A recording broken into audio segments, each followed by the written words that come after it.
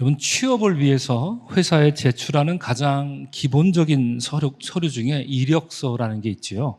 여러분, 이력서는 지원하는 사람이 어디서 태어났고 어디서 공부했으며 또 어떤 경험을 바탕으로 살아왔는지, 그리고 왜 이 회사에 지원하려고 하는지 간단 명료하게 작성해서 그리고 제출하는 서류입니다.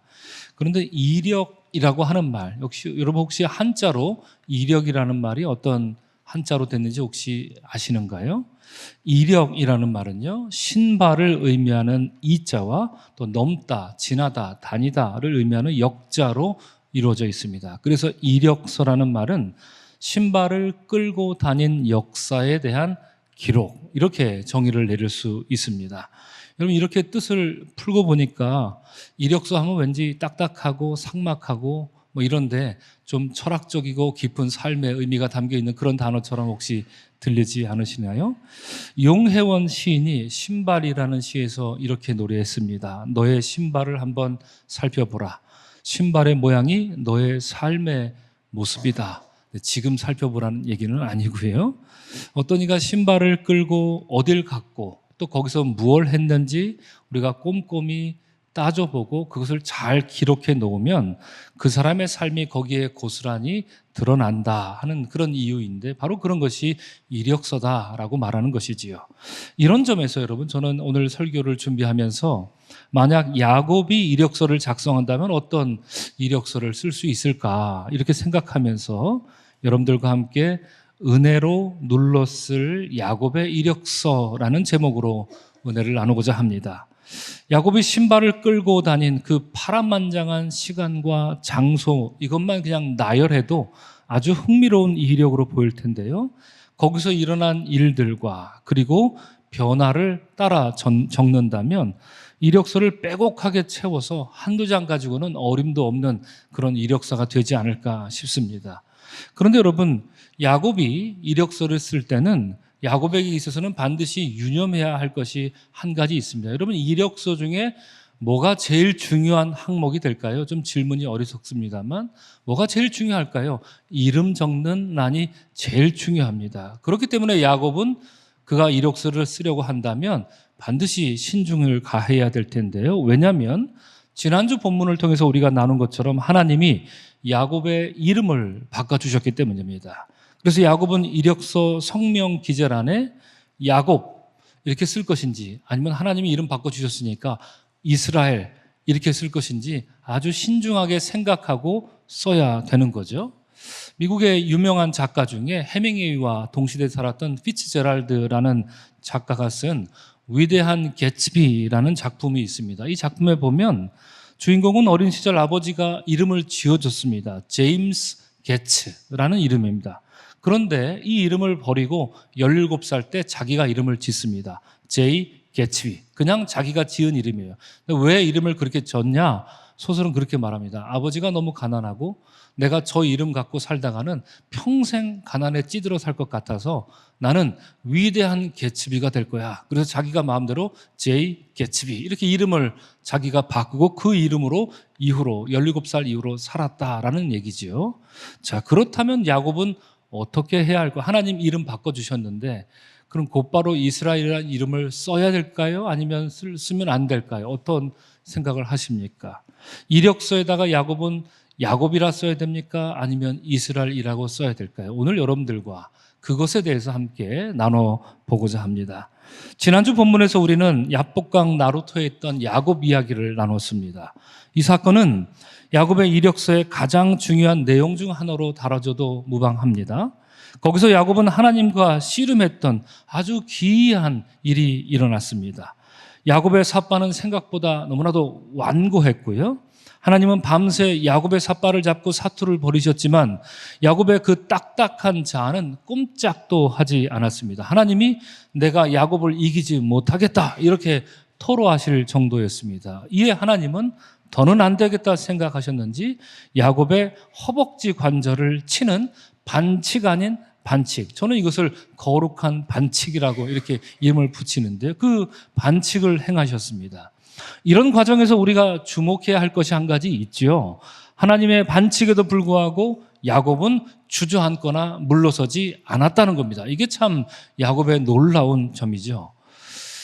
하나님이 그의 허벅지 관절을 쳤을 때 야곱은 악 소리와 함께 주저앉을 만도 한데 이 손에 힘이 풀려서 놔버릴 만도 한데 오히려 야곱의 양손은 더 하나님의 삿발을 강하게 꼭 붙잡은 상태에서 소리를 쳤습니다. 당신이 나를 축복하지 않으시면 나는 절대로 이 손을 놓지 않겠습니다. 이렇게 소리를 버럭버럭 질렀던 것입니다. 애절한 마음으로 절규한 것이겠지요. 이처럼 축복을 갈망하는 야곱의 절규에는 야곱이 살아온 그 삶의 여정이 고스란히 녹아 있습니다. 야곱하면 뭐니 해도 복의 사람, 축복의 사람이었기 때문이죠. 태어날 때부터 지금까지 야곱은 축복을 갈망하는 그런 인생을 살아왔습니다. 그의 인생 전체가 축복을 한 10,000번쯤 하면 야곱의 인생이 설명될까요? 축복하다가 결국 여기까지 이른 것입니다. 축복을 위해 속였고요. 속였기 때문에 고향을 떠나 낯선 땅으로 도망쳐야 했습니다. 이후로 20년이 흘러 다시 고향 땅으로 돌아오려 했지만 엄두가 나지 않았습니다. 형에게 맞아 죽을까 봐, 칼에 맞아 죽을까 봐 그랬던 것인데 왜 그랬습니까? 문제는 축복이었습니다. 그래서 야곱이 이제 고향으로 돌아가는 길목에서 다시 축복을 구한 것인데 너무나도 놀랍고 감사한 것은 이 축복은 그가 고향 땅에서 구했던 축복과는 판이합니다. 전에는 사람에게 구한 축복이었지만 이제는 하나님께 직접 복을 구하고 있습니다. 전에는 땅의 것을 구하는 그런 목적, 욕망이 가득한 복의 축복이었지만 이제는 영원한 하나님 언약 백성이 되는 그런 축복을 간구하고 있기 때문이죠. 이제 야곱은 제대로 된 복을 구하고 있다. 우리는 이렇게 볼 수 있습니다. 이러한 요청에 하나님은 그를 외면하지 않으십니다. 그리고 그를 축복합니다. 우리 화면을 보시고 다 같이 한 목소리를 읽도록 하겠습니다. 시작. 내 이름을 다시는 야곱이라 부를 것이 아니요 이스라엘이라 부를 것이니 이는 내가 하나님과 및 사람들과 겨루어 이겼음이라. 이렇게 말하고 있습니다. 이런 뜻을, 이스라엘은 이런 뜻을 가지고 있었습니다. 야복강에서 받은 이러한 하나님의 축복은 그가 그토록 갈망했던 장자권 축복 따위가 아니었습니다. 오히려 야곱은 그동안 지긋지긋하게 자기를 따라다니며 괴롭혔던 장자권 갈망하던 야곱이란 이름을 버리고 하나님을 갈망하는 이스라엘이라는 새 이름으로 살 수 있는 참된 복의 복을 받은 것이지요. 오늘 본문 창세기 33장은 이제 막 이스라엘이라는 새 이름을 받은 야곱의 모습을 우리에게 보여주고 있습니다. 그러니까 여러분 지금 어떤 얘기냐면 이제 막 하나님이 내가 너의 이름을 이스라엘로 바꿔주겠다 말씀하시고 새 이름을 받은 야곱 이야기가 진행이 되고 있다는 거죠.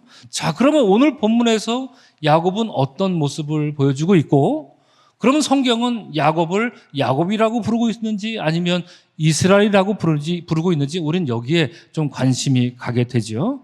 그래서 첫 번째, 오늘 나오는 이야기 중에 첫 번째 내용을 보면 오늘 본문은 이 얘기를 들려줍니다. 야곱과 에서가 화해했다라는 것을 말해주고 있습니다.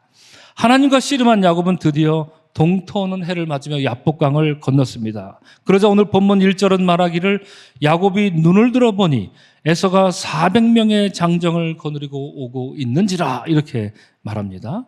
여러분 이 야곱은 형 에서가 어떤 생각을 하고 있는지 지금 알까요? 모를까요? 그는 전혀 모릅니다. 형이 무슨 생각으로 여기 오는지 모릅니다. 아니 알지요. 어떤 생각을 하고 있습니까? 형은 지금 나를 죽이러 오는구나. 그래서 400명이 이렇게 올 때 속으로 이렇게 생각했죠. 드디어 올 것이 왔다.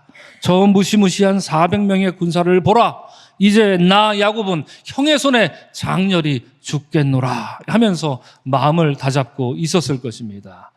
그림을 잠깐 보시면 여러분 어느 화가는 이 그림처럼 에서와 야곱이 만나는 장면을 그렸는데 제가 지난주에 여러분 말씀드렸죠.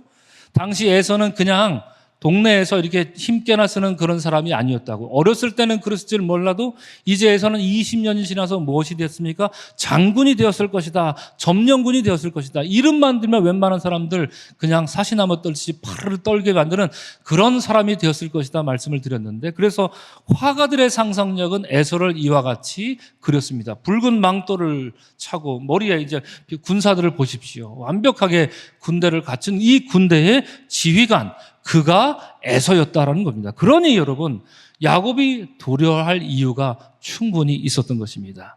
자, 그런데 이후로 보여주는 야곱의 행동은 너무나도 놀랍습니다. 지금까지 야곱은 형에게 죽을 것이 두려워서 언제나 맨 뒤에 꽁무니에 숨어 있었죠. 꼼수를 써서 두 떼로 나눠라 그러더니 나중에 본문을 읽어보면 이게 두 떼인지 세 떼인지 잘 분간이 안 될 정도로 또 나눕니다. 그러고 나서 야곱은 또 서는데 어디 섭니까? 맨 뒤에 섭니다. 참 치졸하기 그지없습니다. 그런데 오늘 본문에 보면 그랬던 야곱이 달라진 모습을 보여주는데 본문 3절은 이렇게 말하고 있습니다. 야곱이 어디로 나아갔다? 맨 앞으로 나아갔다 하는 것입니다. 게다가 에서를 맞이하면서 몸을 7번이나 땅에 엎드려 굽히면서 형에게 나아갔다고 하니 새 이름 받은 야곱은 정말이지 달라진 사람처럼 보입니다. 무엇보다 맨 앞장서서 나아갔다는 이 말은 가히 야곱이 완전히 존재가 바뀐 것처럼 이렇게 보이기도 합니다. 그렇습니다. 야곱은 이제 비겁한 족장이 아니라 시종 뒤 꽁무니에나 숨는 그런 비겁한 족장이 아니라 이제는 죽으면 죽으리라 하는 심정으로 맨 앞으로 나가서 형에게 진심으로 우러나오는 사죄의 행위를 할 수 있었던 사람이었습니다. 동생 야곱을 20년 만에 만난 에서는 어떤 모습을 우리에게 보여줍니까? 너무나도 감동적이지요? 본문 4절은 말하기를 이렇게 말합니다. 에서가 달려와서 그를 맞이하고 안고 목을 어긋맞추고 그와 입맞추고 서로 우니라. 5개의 동사가 한 구절 안에 붙어 있습니다. 달려가다, 맞이하다, 앉다, 목을 끌어안다, 입맞추다. 이거 랩하면 딱 좋을 것 같아요. 그죠?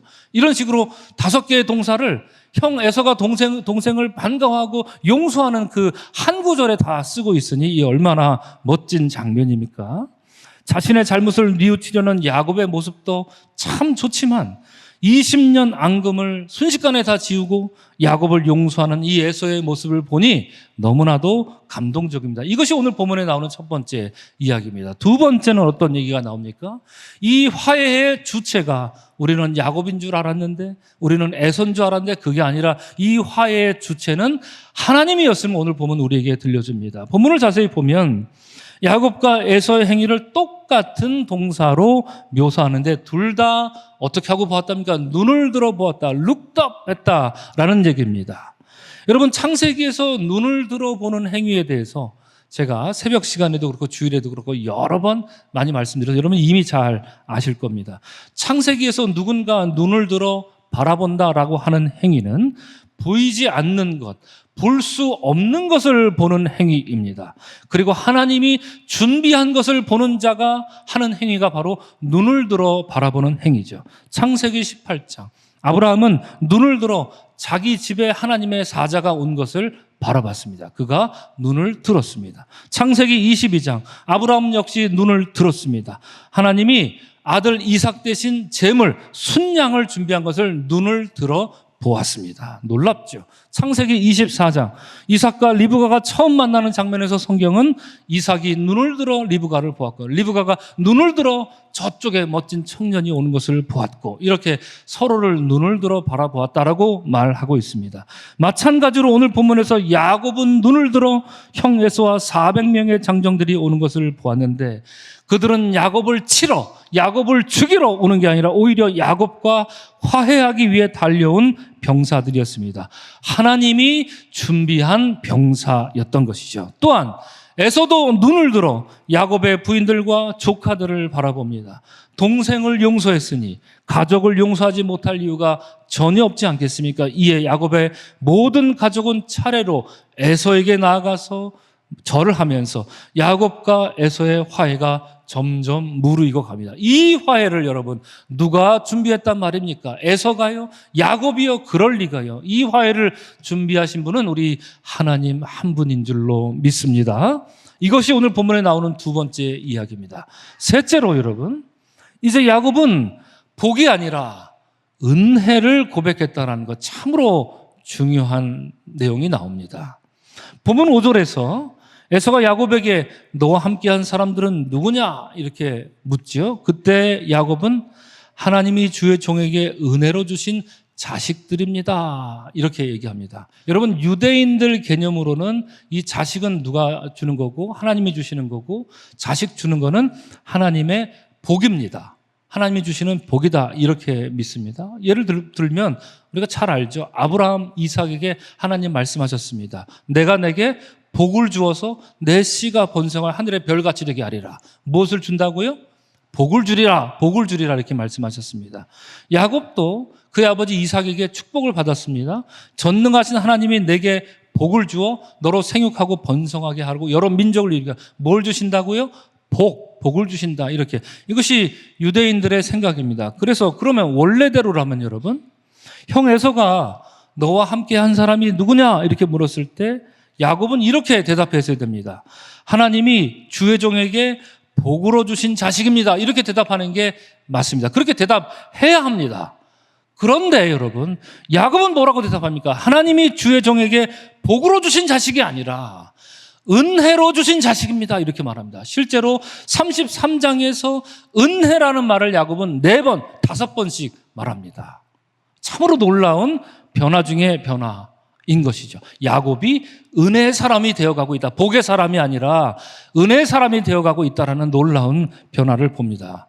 자, 정확히 구분할 수는 없습니다. 그래서 오늘 제가 구분하더라도 여러분 오해하지 말고 들으셔야 되는데, 그러면 복과 은혜는 어떻게 다를까요? 저는 이렇게 한번 앉아서 적어보았습니다. 복이 우리가 하나님의 뜻에 따라 살았을 때 받게 되는 것이라면, 그렇죠? 하나님의 뜻에 따라 살았을 때 받게 되는 거라면, 은혜는 우리가 하나님의 뜻을 거부했을 때도 받을 수 있는 게 은혜입니다. 그렇죠? 복이 인과응보에 따라 주어지는 것이라면, 은혜는 인과응보 따위에 얽매이지 않지요. 하나님의 측은지심으로 하나님이 조건 없이 우리에게 주시는 게 은혜죠. 그렇기 때문에 복은 조건적인 복이라면 은혜는 무조건적인 하나님의 복입니다. 이런 점에서 유대교는 분명 복의 종교가 맞습니다. 기독교는 은혜의 종교이기 때문입니다. 구약성경 잠언이 복에 관한 책이라면 구약성경 욥기는 은혜에 관한 책인 것처럼 말이죠. 마태복음 19장에 나오는 부자 청년이 이 복의 사람을 상징한다면, 유대교를 상징한다면, 누가복음 15장에 나오는 돌아온 탕자는 은혜 입은 사람을 상징하는, 기독교를 상징하는 사람이라 우리는 이렇게 말할 수 있을 것입니다. 그리고 여러분, 우리 서강교회는 속회 시간에 어떤 얘기를 합니까? 우리 교회는 여러분 행복지수를 중요하게 생각합니까? 아니면 은총지수를 중요하게 생각합니까? 은총지수를 중요하게 생각하죠. 복이 이 세상 사람들도 똑같이 생각하는 그 행복지수에 직접적으로 영향을 미치는 거라면, 은혜는 오직 은총지수로만 평가될 수 있는 것입니다. 이렇게 복과 은혜는 다릅니다. 그러므로 야곱이 자식에 대해 복이 아닌 은혜입니다 이렇게 고백한 것은 그가 점차 이제 복의 사람이 아니라 은혜의 사람으로 변화되고 있음을 우리에게 들려주고 있는 것입니다. 자, 마지막 넷째로, 야곱은 자신이 속임수로 뺏어먹은 이 장자 축복을 에서에게 아주 성공적으로 오늘 본문에서 돌려주고 있습니다. 얼마나 후련할까요? 예. 어떤 점에서 그랬을까요? 여러분, 창세기 32장과 창세기 33장에 유독 자주 나오는 단어가 있으니 그 단어가 예물이라는 단어입니다. 히브리 말까지 여러분 한번 따라해 보시면 민하라고 합니다. 한번 따라할까요? 민하. 그죠? 여자 이름 같죠? 그렇죠? 민하. 이것이 예물이라는 단어입니다. 어떤 예물을 준비했습니까? 형 오면 형이 이 예물을 받고 좀 기분 감정 좀 누그러뜨리고 화를 좀 누그러뜨리려고 어제 지난주 본문에서 우리가 550마리가 넘는 가축을 준비했지 않습니까? 이게 민하입니다. 예물을 준비한 겁니다. 그래서 예물이란 말이 꽤 많이 나옵니다. 본문에서요. 자, 말 그대로 이 예물이란 말은 선물이란 뜻입니다. 그래서 본문 10절에서 야곱은 내 손에서 이 예물을 받으소서라고 에서에게 이 예물을 선물로 드리려고 했던 겁니다. 민하였습니다. 그런데 11절 말씀 보니까 다르게 말합니다. 다시 한번 형에게 야곱이 이렇게 간청을 하고 있는데, 하나님이 내게 은혜를 베푸셨고 내 소유도 조카오니 청하건대 내가 형님께 드리는 예물을 받으소서 하고 그에게 간구하매 에서가 받았다 안 받았다? 받았다. 성경은 이렇게 말합니다.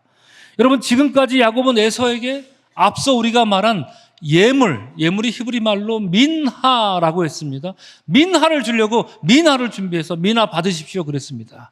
그런데 민하를 받지 않습니다. 그런데 오늘 방금 읽은 이 11절 본문에서는 예물이라고 번역은 되고 있지만 이것의 히브리 말은 베라카라는 말이었어요. 베라카는 무엇을 뜻합니까? 복입니다. 복입니다. 자, 그러면 여러분, 야곱이 지금 에서에게 주고 싶은 복이 뭐가 있겠습니까? 에서에게 되돌려주고 싶은 복이 있다면 뭐가 있겠습니까? 그가 20년 전에 강탈했던, 속임수로 강탈했던 그 장자권이라고 하는 그 복, 그거 내가 그 복 때문에 지난 20년 동안 이 모양 이 꼴로 살아왔어. 내가 지난 20년 동안 내가 그 빼앗은 그 장자권이라는 복 때문에 하나님을 제대로 알지 못하고 내 인생이 완전 질이 멸렬하게 살아왔어. 제발 좀 형님, 이 복, 내가 당신에게 뺏었던 이 복 좀 돌로 가져가십시오. 지금 11절에서 그렇게 읍소하고 있는 장면 아니겠습니까? 그렇습니다. 야곱은 말하고 싶었을 것입니다. 에서 형님, 제발 내게서 이 지긋지긋한 장자의 복을 가져가시오. 형에게 빼앗은 그놈의 장자권 때문에 지난 20년간 난 단 하루도 마음 편할 날 없었고 난 단 하루도 두 발 뻗고 자질 못했소라고 말하고 있는 것이지요. 이에 성경이 그에게 강권함에 에서가 받느니라 이렇게 말하는 것처럼 에서는 야곱이 내려놓고 싶었던 그 장자의 복을 끝내 되돌려 받게 되었습니다. 참으로 멋진 장면입니다. 이처럼 야곱은 훌륭하게 자신의 이력서를 하나씩 채워왔습니다.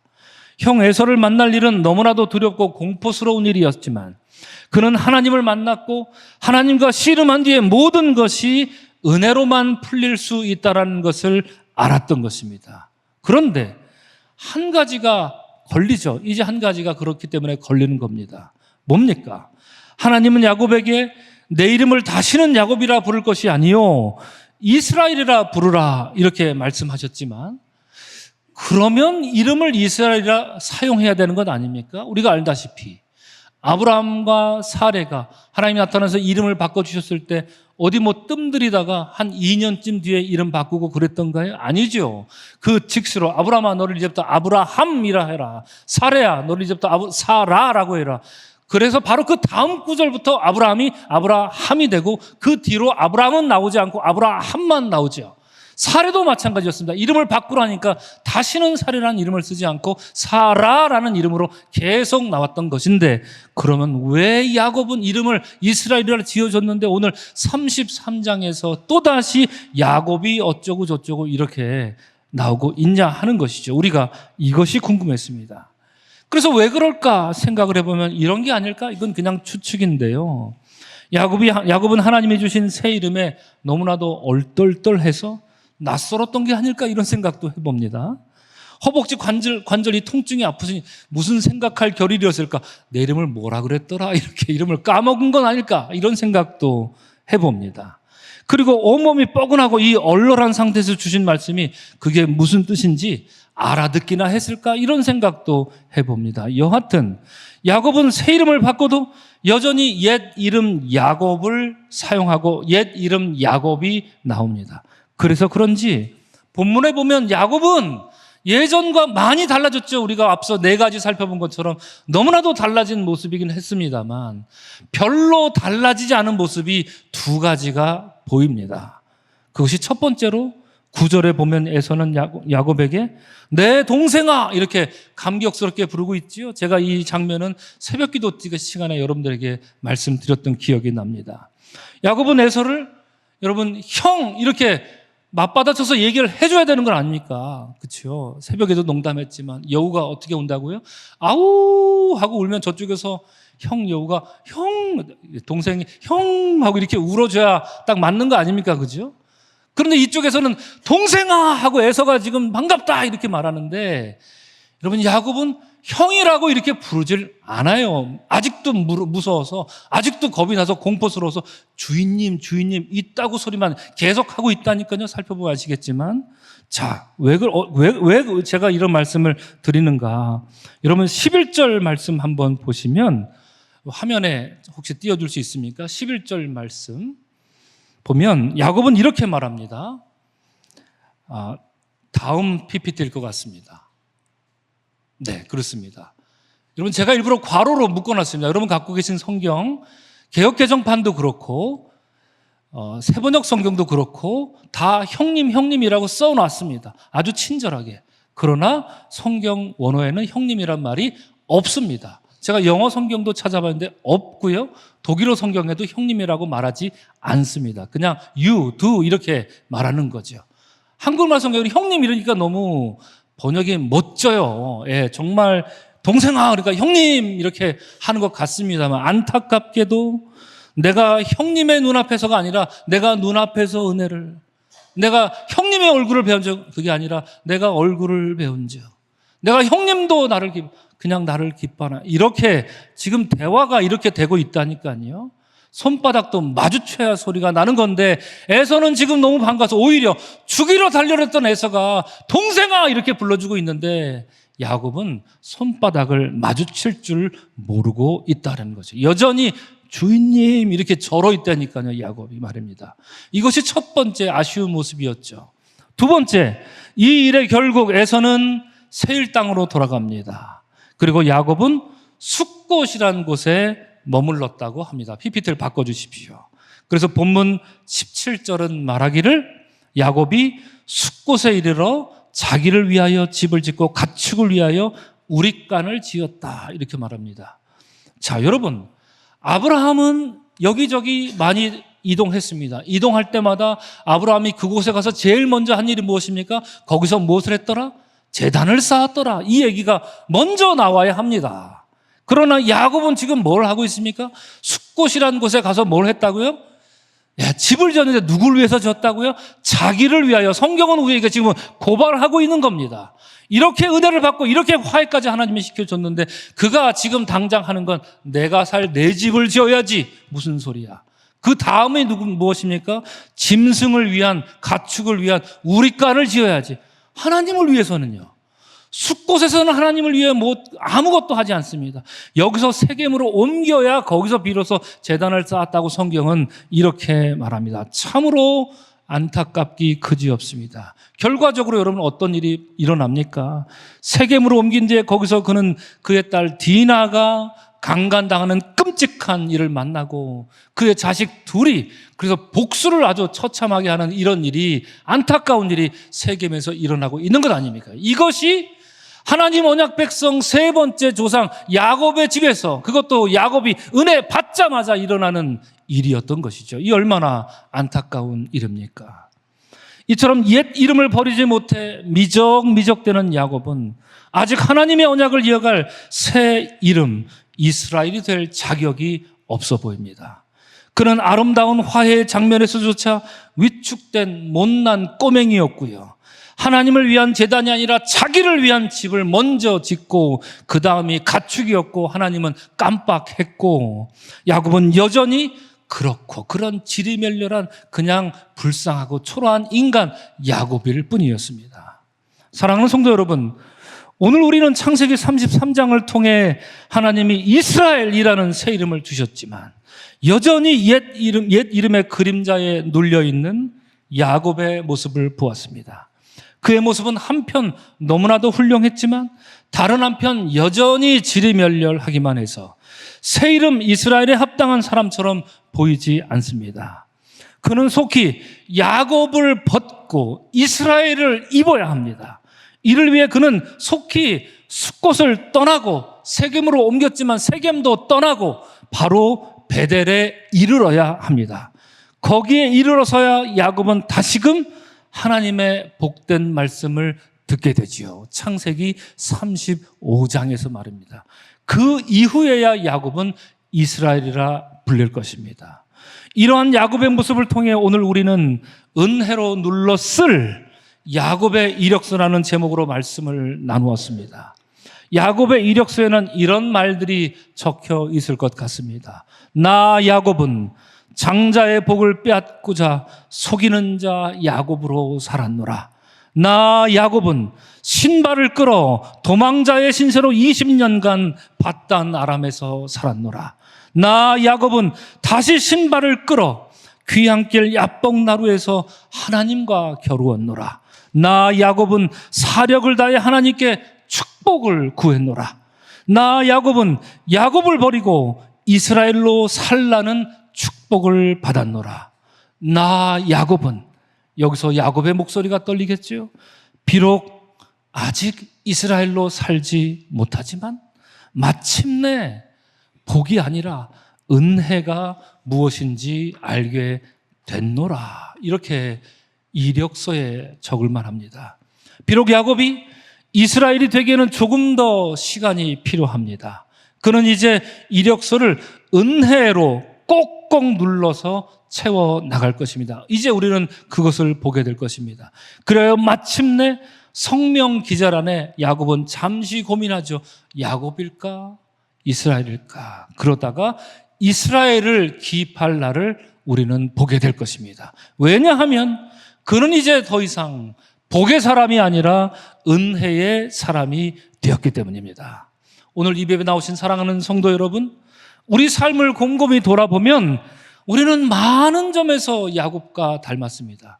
우리 중에 나는 아브라함 닮았어, 이렇게 말할 분 혹시 계신가요? 나는 이삭 닮은 것 같아, 이렇게 말할 분 별로 안 계신 것 같습니다. 오늘날 신앙생활하는 오늘날 우리들의 자화상은 우리는 많은 점에서 야곱에게서 찾습니다. 잘난 모습이든 못난 모습이든 말이죠. 하나님이 야곱에게 내 이름을 다시는 야곱이라 하지 마라, 이스라엘이라 이렇게 부르시고 축복하신 것은 오늘날 우리에게도 동일한 하나님의 축복입니다. 왜 그렇습니까? 고린도후서 5장에서 바울은 우리에게 축복합니다. 누구든지 그리스도 안에 있으면 새로운 피조물이라, 이전 것은 지나갔으니 보라 새 것이 되었도다 말씀합니다. 여러분 믿으십니까? 아멘이죠? 자, 그러면 묻습니다. 안타깝지만 하나님의 축복을 받았음에도 야곱이 이스라엘은커녕 여전히 낡아빠진 그 야곱의 허물을 쓰고 앉아 있었던 것처럼 그리스도 안에 있으면 새로운 피조물이라, 이 축복을 우리가 들었는데, 이전 것은 지나갔으니 보라 새 것이 되었도다, 이 축복을 우리가 들었는데 우리 중 주님 저는 비로소 새로운 피조물이 되어 있습니다, 날마다 저는 새로운 피조물로 삽니다, 날마다 저는 새 것으로 살아갑니다, 이렇게 감격스럽게 말할 사람이 과연 몇 명이 있겠는가? 우리도 똑같이 야곱처럼 이름을 바꿔주셨음에도 불구하고 낡아빠진 야곱의 허물을 뒤집어 쓰고 살고 있는 모습은 아닌가, 이런 생각을 멈출 수가 없습니다. 비록 그러할지라도 사랑하는 성도 여러분, 그래도 여러분 멈추지 마시기 바랍니다. 야곱처럼 은혜의 이력서를 계속해서 써나가시기 바랍니다. 잘못한 건 잘못한 것대로, 칭찬받을 만한 건 칭찬받을 만한 그대로 그렇게 적어 나가시길 바랍니다. 멈추지 마시기 바랍니다. 복의 사람이 아닌 은혜의 사람으로 살아가는 여러분들이 되시기를 주의 이름으로 축원합니다. 그래야 끝끝내 비록 지금은 아닐지라도 우리의 은혜의 이력서 그 성명 기절안에 마침내 우리의 옛사람이 아니라 그리스도를 따라가는 그리스도인이라, 이렇게 기입하여서 하나님께 영광이요 우리의 삶의 기쁨을 맛보는 우리 모두가 될 수 있기를 주님의 이름으로 간절히 축원합니다. 아멘.